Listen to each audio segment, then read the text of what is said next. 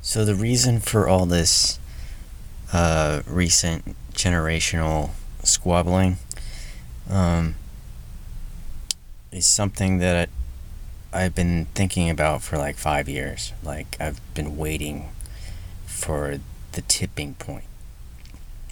Uh, and that's from Generation X's perspective.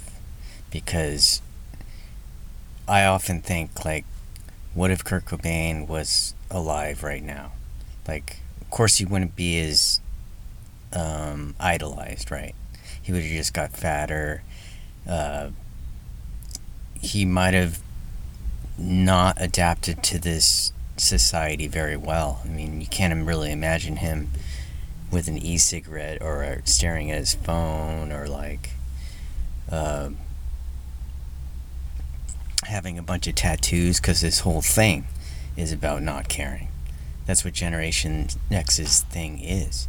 So this whole culture of like sculpty, messy hair uh, that became millennials basically, with tattoos and the more like sculpted picture of Generation X that millennials kind of replicated.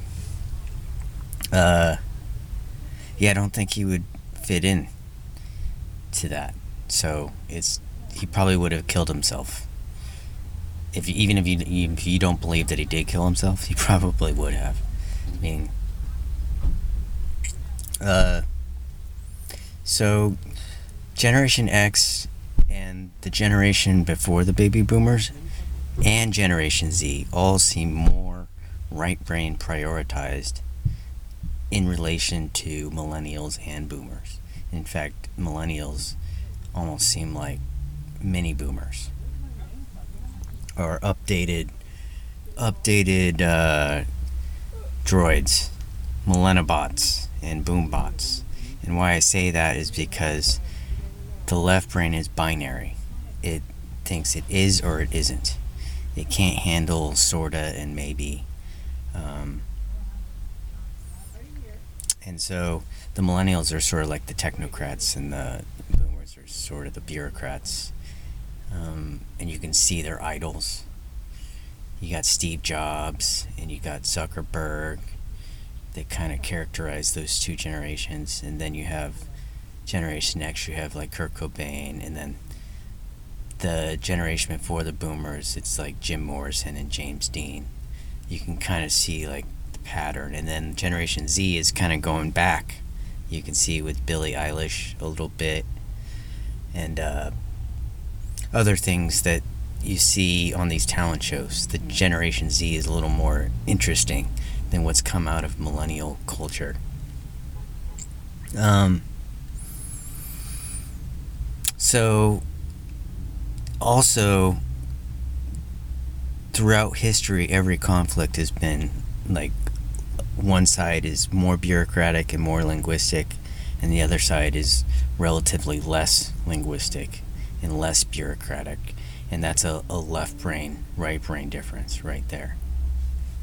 You'll also notice that in like what we call third world countries, it's not so much that they are being exploited, but it's also that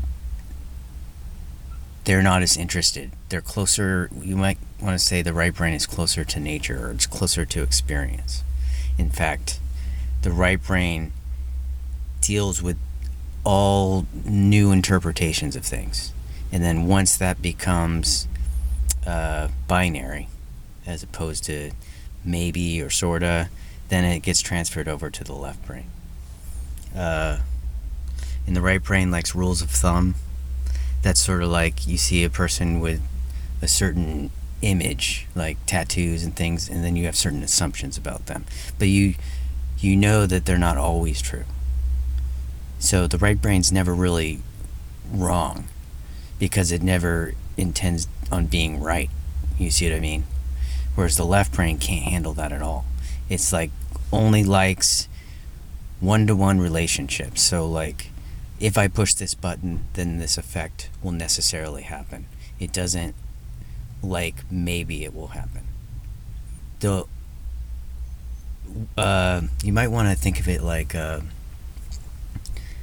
Hal and Dave in A Space Odyssey 2001, where Dave is basically the right brain and Hal is the left brain. And basically, artificial intelligence is basically left brain prioritized people trying to almost simulate themselves or their own faculties.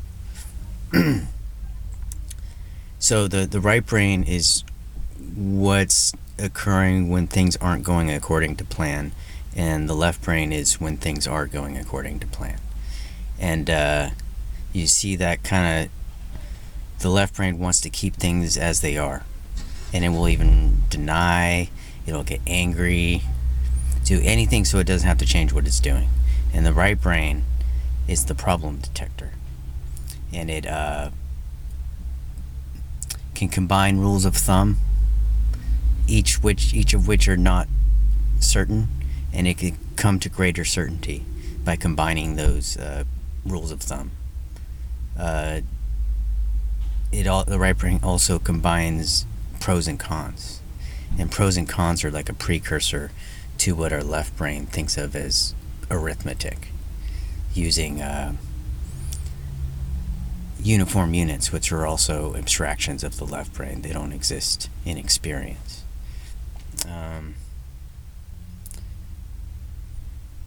Temple Grandin's a good example of she has autism, or I think of autism as this umbrella term, and I like to look at individual cases. And Temple Grandin's a great case because she is unable to form abstractions. So when you say the word church, she imagines like a Rolodex of every church she's ever seen in her life, whereas most people have a generic abstraction of church, that every time you say the word church, they have this generic image in their head of the cross and, whatever. And then I talked to this autistic kid that was like, I don't know, he might have been like 11 or 10. And I told him about this, and he said that he imagines two different kinds of churches. One's sort of like the Russian version, where it's all decorated and stuff, and then the other one is like the normal American abstraction of a church.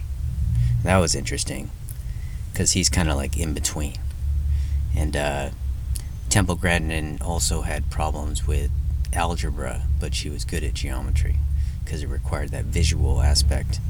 And the right brain thinks in pictures, and the left brain thinks in abstractions of pictures. They're like God,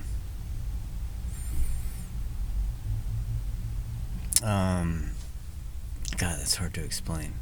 When I say picture, I mean our right brain thinks in more concrete pictures. So our left brain's categories are like only indirectly related to our experience. So like a kid, when you teach them like kilometers and miles for the first time, that's an abstraction to them. They don't have any concrete sense of what that means, except in like crunching numbers and then giving an answer. That's the only way they really understand that. But if you use football fields at first, see, your mind immediately has a concrete picture. If I say the deepest part of the ocean is 120 football fields below sea level, you immediately have a concrete picture in your head. But if I say kilometers or miles, miles is okay, but it's still in terms of time. It's not in terms of something visual. So the more concrete it is, the more likely that it's your right brain that's dealing with it. So rules of thumb. So if Bruce Bochy, for example, he used to like evaluate his players like on a day-to-day basis. He would go, this person seems like they're hot because they're hitting the ball well in batting practice, and then he kind of has a rule of thumb, you know, and it informs his selection of like pinch hitters and things, and later in the game he's going to play the person that's hot, obviously. But the casual fan has a different sense of statistics that's more left brain oriented, where it's just looking at the batting average. But the batting average is very crude. It doesn't tell you anything very specific that's day to day. So the left brain, in order to expand its reach, has to digitize everything. So it's not, because it likes one-to-one relationships. It either is or it isn't. So say the electron mass. The electron mass is measured differently each time. But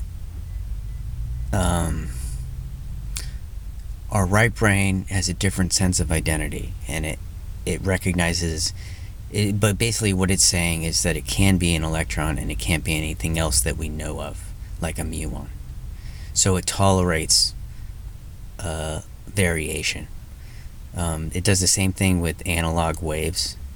Like analog synthesizer will produce a different wave each time you press the same button, but our right brain sees that as the same waveform, whereas the left brain doesn't like that. It wants to digitize everything so it's exactly the same, or exactly in a self-deceptive sense, exactly from the point of view of our senses. What else? So every conflict in history is, I think I was talking about that a minute ago, is a less bureaucratic, less linguistic side versus a more bureaucratic, more linguistic side. And it's usually white people on less white people, but sometimes it's white versus whiter. Like there's a show called The Last Kingdom on Netflix, and it's the Danish people trying to overtake the British people, who were very bureaucratic. Christianity and bureaucracy actually seem to go together also. But they had writing, and the Danish people, they had a chaotic sense of leadership. There was no bureaucracy, no stable bureaucracy, and there was no writing. They didn't have writing, and they were seen as more primitive. That's also the theme, and you see it in movies, is that they make a point to point out that one side is seen as like heathens or primitive or animals, and that's the racism. Racism is a function of the left brain, and that's how they justify treating people that way, is because they see them as more primitive, as less than them, because they're less linguistic. It's like a bias. What else? I could talk for hours about left brain versus right brain. Yeah, Generation X, you can kind of see in their style, they're more flexible, or we're more flexible. In the sports, like football is like the baby boomers, and it's kind of like a bureaucratic sport, lots of penalties and stuff. Same thing with basketball, and that's like the millennial sport. And then baseball is like Generation X, and it's a little slower, like the right brain. It's more meandering and spatial. And then Generation Z, you see a resurgence in soccer, actually, and it also is more spatial and slower paced. And okay, I think that's all I want to talk about. All right.